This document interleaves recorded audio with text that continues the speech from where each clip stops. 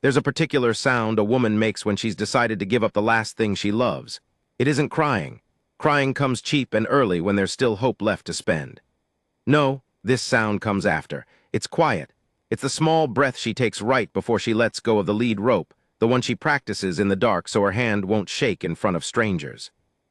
I heard that breath on a dry October morning in the territory, and I have carried it with me for going on 40 years. I was there to cheat her. I want that plain from the start, so you don't mistake me for a good man too early. I rode into that yard to buy a broke widow's last horse for a third of what it was worth, because that was my job, and I was good at my job, and I told myself a man has to eat. What I didn't count on was the horse, and I surely didn't count on the old Apache who came out of the cottonwoods to watch me do it. Standing so still, I mistook him for a fence post until he spoke.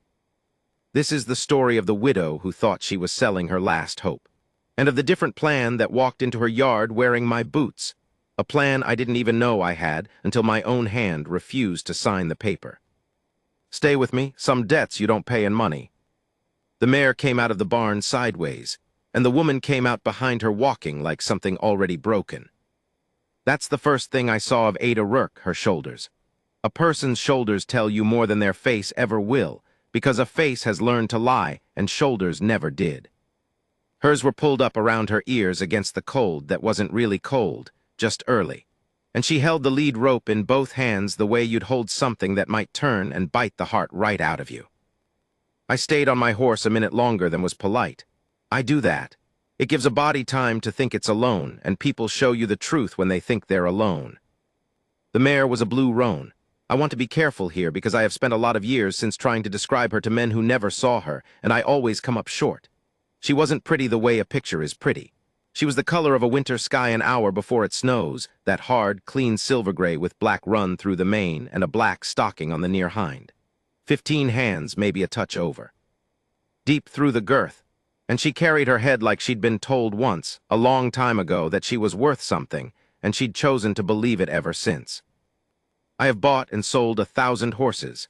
I knew inside of 10 seconds that this one was worth more than the woman holding her had any idea. That was, in fact, the whole of my job. I climbed down. My knees popped. They'd been popping since I was 30, which tells you something about the life. I looped my own gelding to the rail and took my hat off, because my mother raised me to take my hat off to a widow even while I was robbing her, and I walked into the yard with the particular soft slowness a man uses on a spooked animal or a grieving one. "Mrs. Rourke," I said, "I'm the buyer, man from the ladder outfit." "Dell sent me." She looked at me then, and I'll tell you her eyes were the pale, exhausted brown of creek water in a dry year, and there was nothing in them for me at all. Not fear, not hope, just the long, flat waiting of a person who has already lost the important thing and is now merely settling the bill. "You're early," she said. "I am. I apologize. I like to get where I'm going before the day gets away from me." That was a lie. I like to get there early because early is when people are tired and haven't yet armored up with the day's stubbornness. Early is when they take the low offer. I had a whole book of small cruelties like that, and I'd have told you at the time they were just good business. She nodded like the lie didn't cost her anything to accept, and she led the mare out into the middle of the yard where the light was, and she stood the horse up for me to look at. Now, here I'll tell you what I did, and I'm not proud of it, but I told you at the start I'd be plain. I looked at that mare with a face I'd practiced. It's a face that finds fault. I ran my hand down the front legs, and I made a small noise in my throat like I'd found something.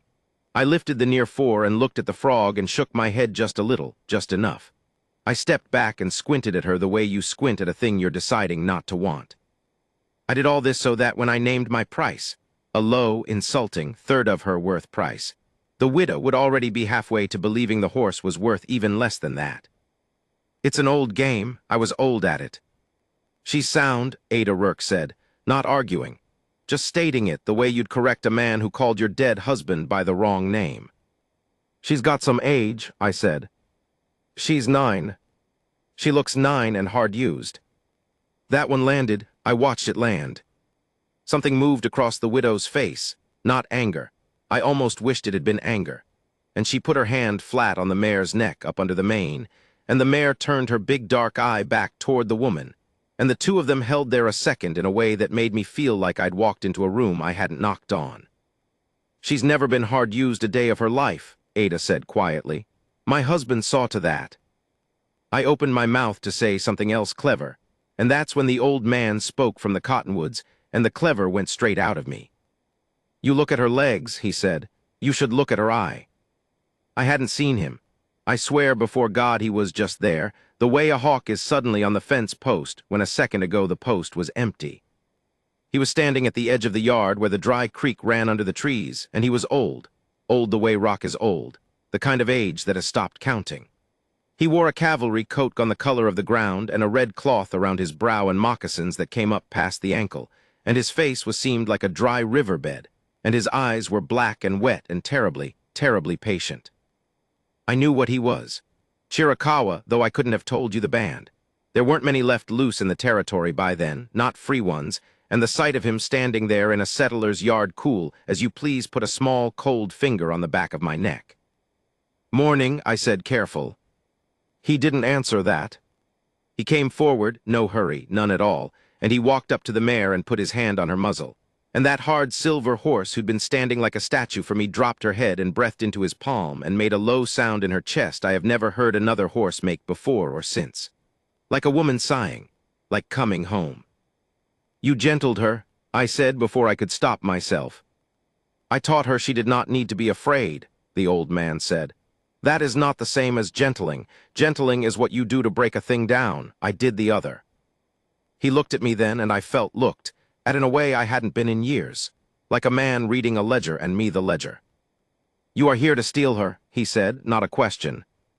I should have denied it. In front of the widow, decency demanded I deny it. But there was something in that old black eye that made lying feel not just useless, but a little bit disgusting, the way it feels to lie to a doctor about your own pain. "I'm here to make an offer," I said. He said, and he turned back to the horse, and that was, apparently, all he had to say about me. Ada Rourke was watching this. I saw her throat move. "Natchez," she said. That was the name, the Apache's name, and she said it soft, like an apology. "You don't have to be here for this. I can do this part." "I know you can," he said, and he stayed. Let me tell you now the thing I learned over the next half hour, standing in that yard, because it changes the shape of everything. Tom Rourke, the husband, the dead one, had not been an ordinary rancher. He'd come out of the cavalry, a scout, back in the bad years, and somewhere in those bad years he'd done a thing I never got the whole of. He'd stood between Natchez people and a column of soldiers, and he'd lied to those soldiers, and the lie had cost him his commission and saved some number of Chiricahua lives. Men, women, children. Natchez never said how many. Tom Rourke never told his own wife the number either. Some things a man carries closed. After the war years wound down and the Chiricahua were shipped east to Florida and the swamp fevers, you'll know the history, or you should. Natchez had somehow slipped that fate. I never asked how. He'd come to Tom Rourke's ranch a free old man in a country that wanted him dead or gone. And Tom Rourke had done the second most dangerous thing a man could do in that territory, which was to give an Apache a home and call him a friend out loud. The mare was the knot that tied it all together. She was foaled on the Rourke place. Natchez had been the one to sit up the blizzard night she came, had wiped the birth frost off her, had breathed into her nose the way the old horseman did so the first breath a foal knew was a friend's. Tom named her Winter for the storm. And Natchez had raised her up in his way, the slow way, the no-fear way, and for 9 years that mare had been the living braid of 3 lives.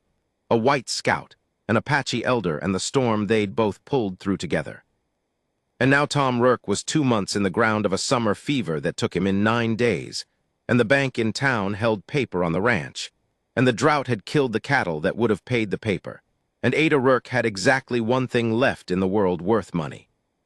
The horse. "How much do you owe the bank?" I asked her, blunt. It's a blunt kind of question, but there's no gentle way to hold it. She told me. It was a number that would have been a lot in a good year and was a fortune in a broke one. And the mare, if I bought her fair and sold her honest to the right man, a breeder, a cavalry contractor, somebody who knew what that bloodline and that mind were worth, the mare could very nearly cover it. But I wasn't there to buy her fair. Amos Dell had sent me out to buy her for a third. Dell knew what she was worth too. That's exactly why he wanted her. Dell was going to take a widow's last hope and turn it into 400%, and my cut of that was going to feed me through the winter. And here is the ugly true center of the whole thing, the part I've turned over 10,000 times on 10,000 nights. I could have just told her. I could have said, "Ma'am, this horse is worth near the whole of your debt. Don't sell her to me. Take her to the fort. Take her to the Kincaid breeding barn over in the valley. Get your real price and save your ground." 2 sentences, that's all it would have cost me. 2 sentences and my winter's wages and my standing with Amos Dell. I opened my ledger instead. I keep a ledger, kept one all my life. Little tan book, greasy at the corners, gone soft as cloth.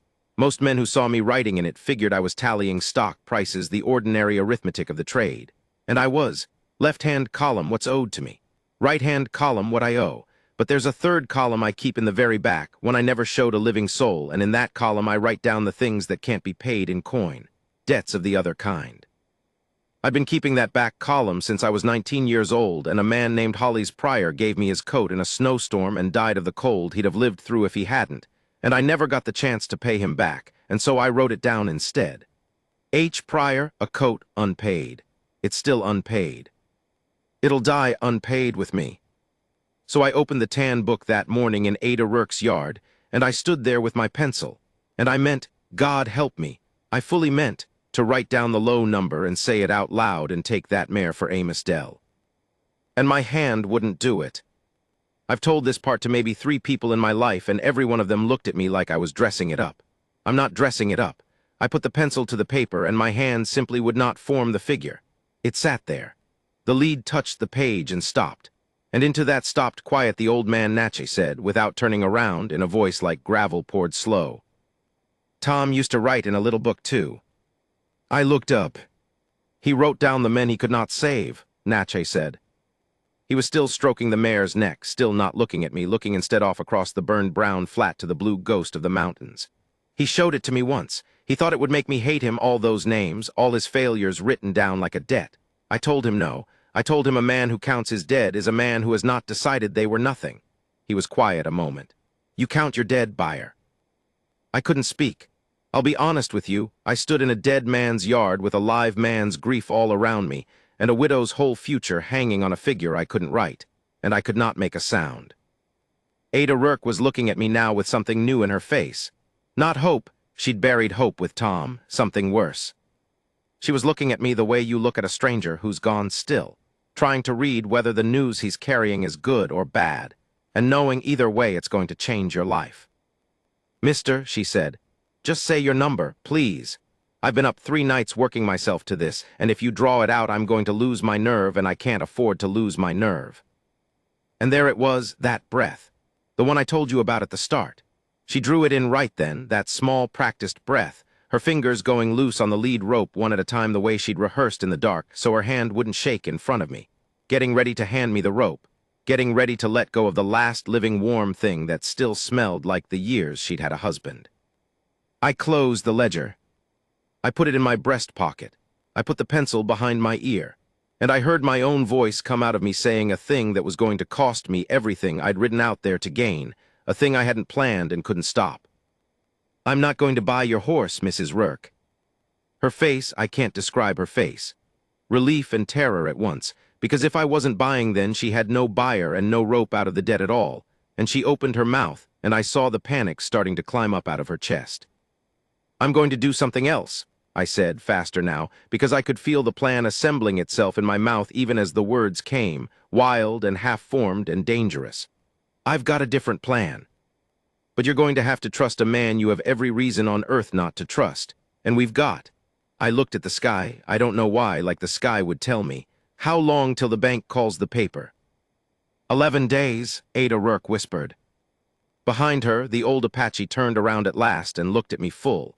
And something moved in that ancient seamed face that I would later understand was the beginning of him deciding whether to let me live or not. Because he had, I found out much later, buried a knife in the wash by the creek before I ever rode in case the buyer needed burying. 11 days, I said, all right. And the mare called Winter lifted her head and looked at all 3 of us, one after another, with that dark, patient eye, like she already knew. I didn't have a plan.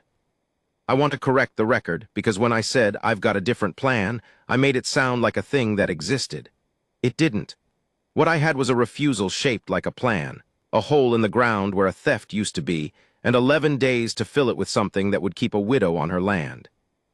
I rode out of the workplace that first afternoon with my head roaring. I got about 4 miles down the wagon road and I stopped my gelding in the middle of it, and I sat there in the dust, and I said aloud to no one, "You have lost your entire mind." Because I had just talked myself out of a winter's wages and into a fight with Amos Dell. And for what? A woman I'd known 90 minutes and a horse that wasn't mine. But you know how it is when you finally do the right thing after a lifetime of the other. It doesn't feel like virtue. It feels like fever. You can't sit still in it. So I turned the gelding around and went back to the low ridge above the ranch, and I got out my ledger, and I did the only thing I've ever really known how to do, which is arithmetic. I wrote the debt at the top. I wrote what the mare was truly worth underneath, and I started hunting for the gap. Here's what the 11 days actually held. I'll give it to you the way it happened because the shape of it matters. The first problem was Dell. Amos Dell was expecting me back with a bill of sale on that mare, and when I didn't come, and when word drifted to him that I'd been seen twice more at the workplace, because word always drifts, in that country, he was going to understand exactly what had happened. A man like Dell doesn't get where he is by misreading a betrayal, and Dell was not a man who let a betrayal sit. The second problem was that the honest way to save Ada Rourke, take the mare to the Kincaid breeding barn, get the real price, didn't fit inside 11 days. Old Kincaid was up in the valley 2 days' ride, and he bought on his own slow schedule, and he'd want to see the horse work and see the papers and dicker for a week. The clock wouldn't allow it. The third problem, and the one I didn't see coming, was that Ada Rourke did not want to sell the mare at all. I found that out on the second day. I'd come back with the beginnings of an idea, a bad idea, but a beginning. And I laid it out at her kitchen table while Natche stood in the doorway the way he always stood, one shoulder to the frame, half in and half out. A man who'd learned a long time ago never to let a wall get all the way behind him. And when I got to the part where we'd sell Winter to Kincaid for the real money and clear the debt, and she'd keep her ground, Ada Rourke put her cup down very carefully and said, "No, ma'am, I'll sell the ground before I sell that horse." I looked at her like she'd lost her senses, because from where I sat she had. "The ground's your home, the ground's your whole living, the horse is." "The horse is the last thing Tom's hands were on," she said, and her voice didn't rise. That was the terrible part. It went the other way. It went low and flat and absolutely immovable, the voice of a woman who has already had everything taken and has finally found the one thing she will die before she gives up. "I sat up 9 nights while the fever ate him, and I couldn't keep him. I couldn't do the one thing. So don't you sit in his chair and tell me which of the things he loved I'm going to sell." She stopped. Her hands were flat on the table. "I came out to sell her to your Mr. Dell because I thought there was no other way, and a fast, clean cut hurts less than a slow one. But if you're telling me there's another way, then the other way does not end with me handing over that mare. Find me a different other way. I've negotiated with hard men my whole life. I have never in my life run up against anything as hard as a grieving woman who has located the exact center of her own soul and planted her feet on it." And behind her in the doorway I saw old Natche's mouth move. Just barely, the first thing close to a smile I'd seen on him.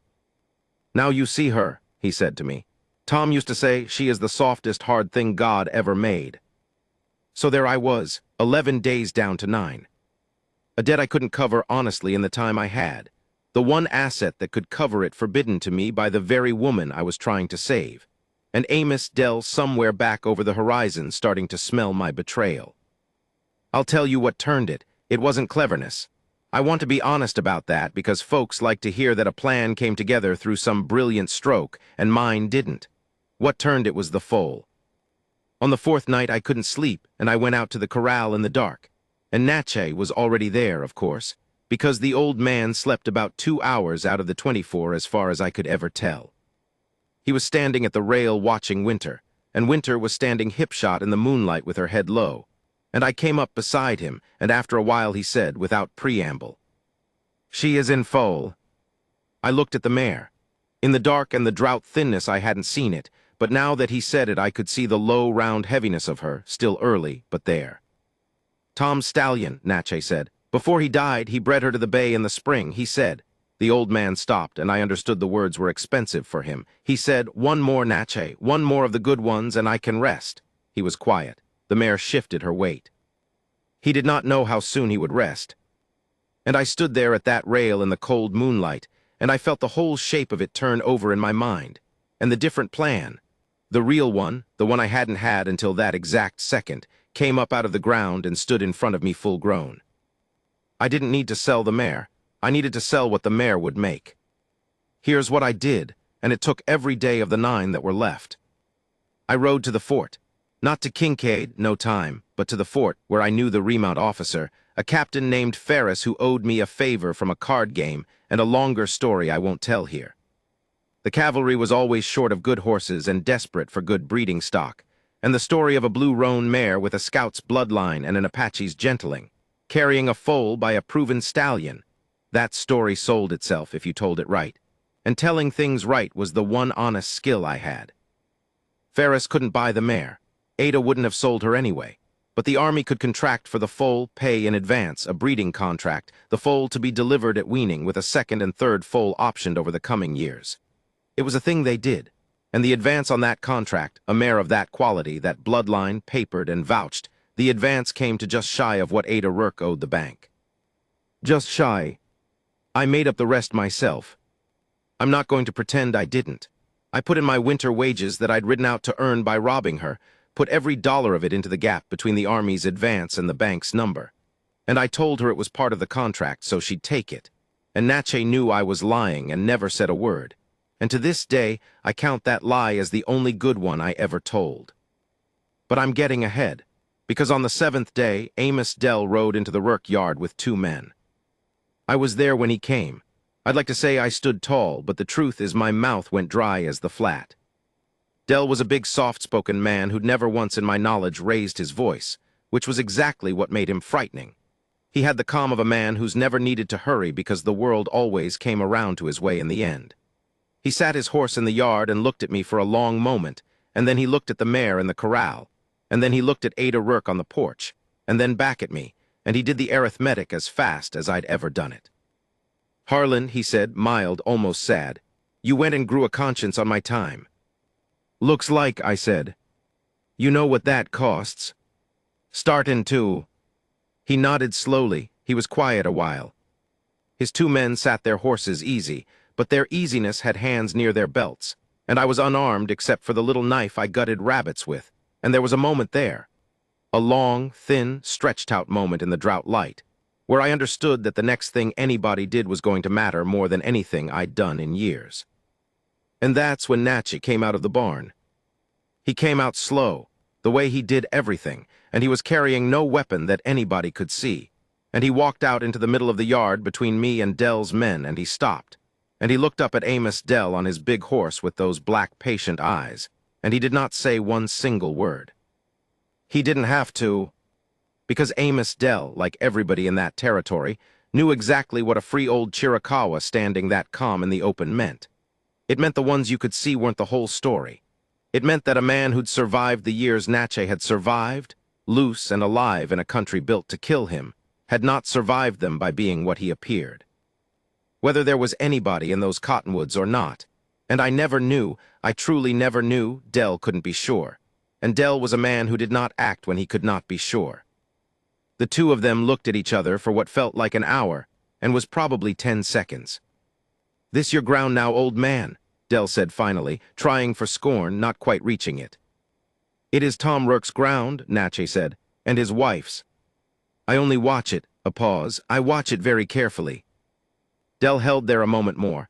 Then he gathered his reins, and he looked at me one last time, and what was in his face wasn't rage. It was something colder and more permanent.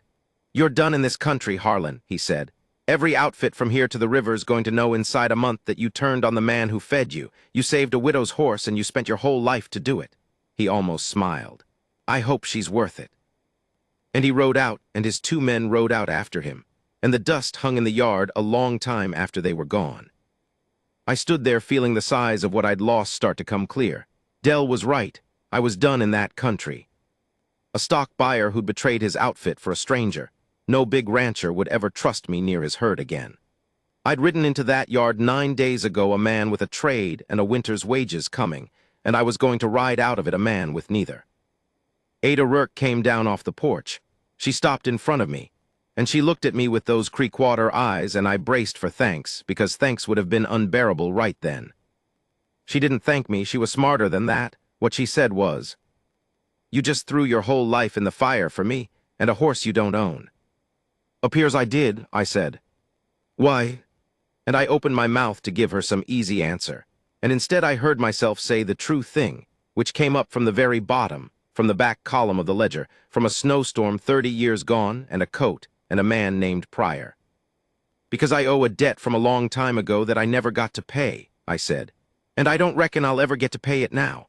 But this," I nodded at her, at the mare, at the burned brown ground and the blue ghost of the mountains and the old man standing quiet in the middle of all of it, "this is close enough to hold the place." Natch was watching me, and this time the smile did come, all the way, breaking across that riverbed face like water finding an old channel. "Tom would have liked you," he said. "God help you. He would have liked you very much." We had 2 days left, and a bank to face, and a contract that needed the widow's mark and the mayor's papers and a captain's signature all in the same place at the same hour. And I had exactly one favor left in the world to make it happen, and it was going to have to be enough. The bank in Concho was a squat adobe building with a green door, and I have hated the color green ever since.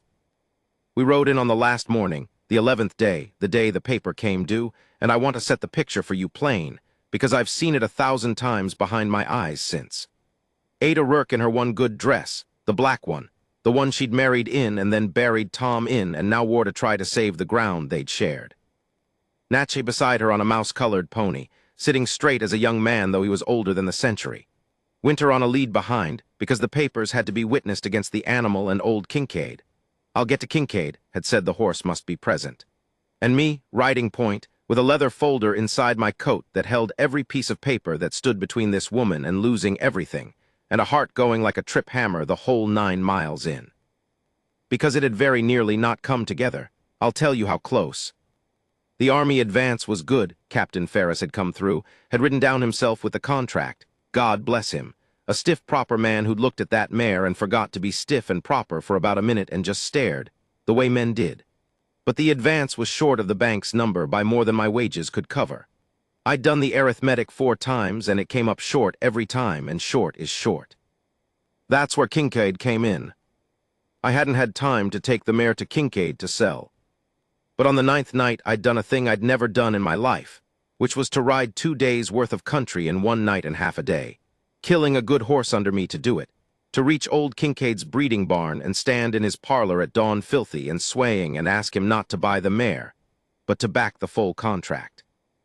To put his name, his famous name, his reputation as the finest judge of horseflesh in the territory, on a paper vouching for that bloodline, so that the bank would count the future foals as real security and extend the widow's paper another year against them.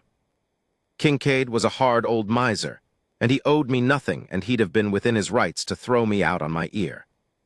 He asked me one question. He said, "Whose mare?" I said, "Tom Rourke's widow's." And the old miser went very still and set down his coffee and said, "Tom Rourke who scouted for Crook. Tom Rourke who threw away his commission over some Apache business back in '84. "The same," I said. And Kincaid looked out his window at the mountains for a while, and then he said a thing I didn't understand until much later. "Tom Rourke once talked a man out of hanging me for a horse I didn't steal." He picked his coffee back up. "I'll sign your paper, and you tell his widow that Amos Kincaid pays his debts, even the ones the dead man's forgotten." He looked at me over the cup. "You look like a man learning that same lesson." "I'm a slow learner," I said. "Most of the good ones are," said Kincaid. So that's what was in the leather folder, riding into Concho on the last morning. The army contract. Kincaid's vouch. My wages made up into the gap and disguised as part of the advance so the widow's pride would take it.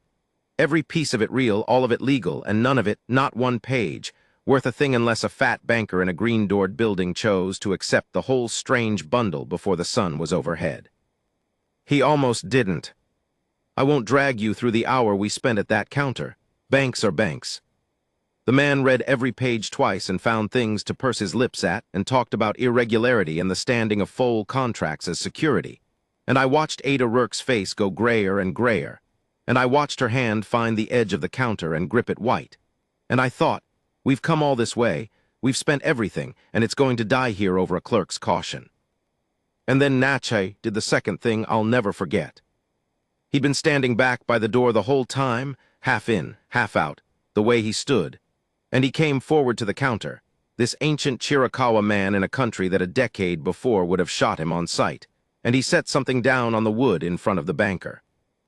It was a watch. A cavalry officer's watch, silver, dented, the crystal starred with an old crack. "This was Tom Rourke's," Natch said in his slow gravel.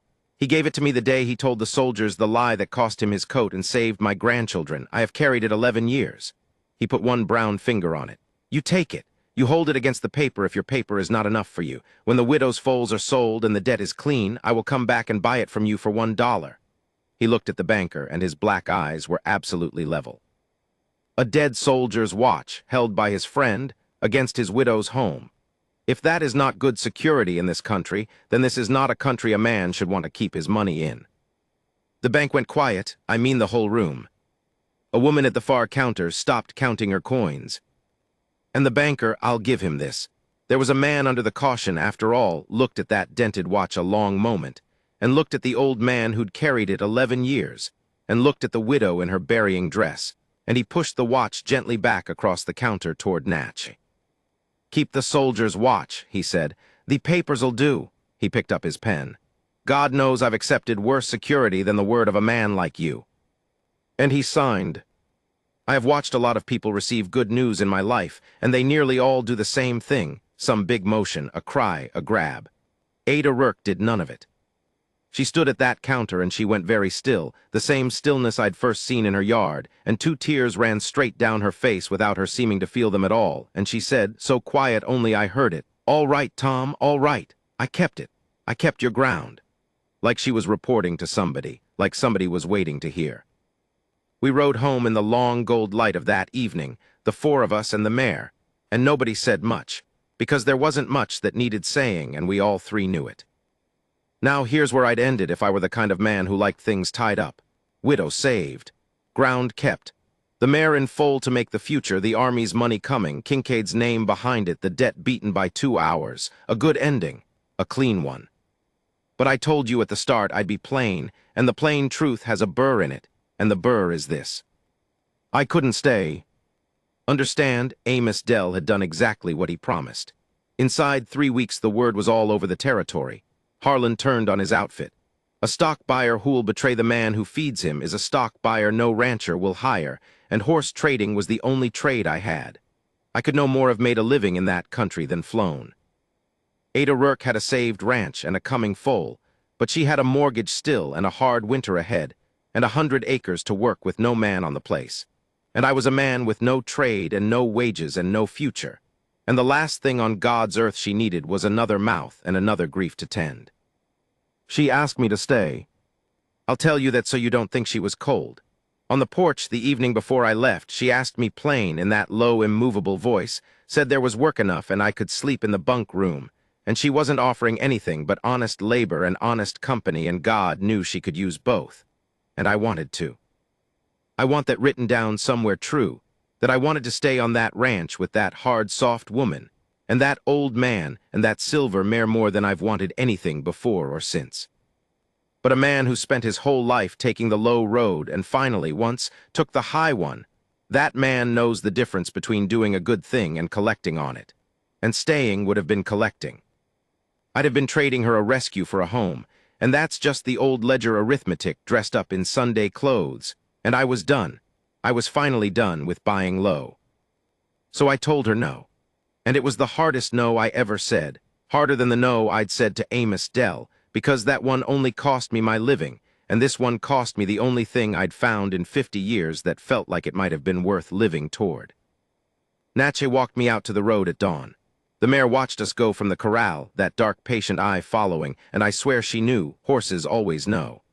The old man handed me up a little bundle Ada had made, biscuit, jerky, a twist of coffee, and he stood by my stirrup a moment in the gray light. You are still counting your dead, he said. It wasn't a question. He'd seen me writing in the tan book the night before, adding a line I hadn't shown him. Always will be, I said. You should write one more thing in your book, Natche said. What's that? The old man looked up at me, and the seams of his face moved, and in the gray dawn light he looked less like rock and more like a person, an old man who'd lost more than any 3 men should have to lose and had somehow decided, out of all the choices, to keep on being kind. Write that the debt is paid, he said. The old one, the coat in the snow, the man you could not pay. He put his brown hand flat on my knee. You paid it here, not to him. That is not how these debts work. You never pay them back to the one you owe. You pay them forward to a stranger in the cold when it costs you everything. That is the only currency they take. He stepped back. It is paid, Harlan. Let it be paid. Ride light. I couldn't answer him. I've told you 3 times in this story that I couldn't speak, and I know that's a lot, but a man like me doesn't have many words to start with, and grief takes what few he has. I rode out.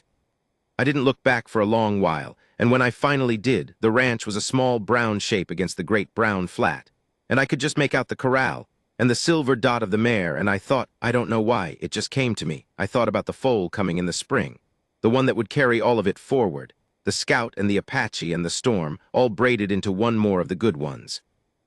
Running on ground that stayed in the family, because 4 broke and grieving people spent everything they had. I never saw any of them again. That's the truth, and I won't dress it. I meant to go back. I always meant to go back, the way you always mean to. I heard things over the years, second-hand, the way you hear things, that the ranch held, that the army foal was everything they'd hoped, and the ones after too, that Ada Rourke never remarried and never needed to, that old Natche lived to a great age and died in a bed on that ground, which for a free Chiricahua in that country was very nearly a miracle. I heard she kept the mare till the mare's own end and buried her up on the ridge next to Tom. I heard the ranch went to a grandchild, which means somewhere down the line she must have taken in more life, made more family, which was the softest hard thing about her, that she could keep opening a door that had been so terribly slammed. I heard all that. I never confirmed any of it. Some things you'd rather carry as you last knew them than risk finding out how they truly turned. I still have the ledger. I'm an old man now, older than Natche was, though I doubt I'll match him for grace. The back column's near full, and at the bottom of it, in a hand gone shaky, there's the last thing the old man told me to write, and next to it, because I could never quite make myself believe him, because a lifetime of low arithmetic doesn't undo in one high road, next to it I wrote a small question mark.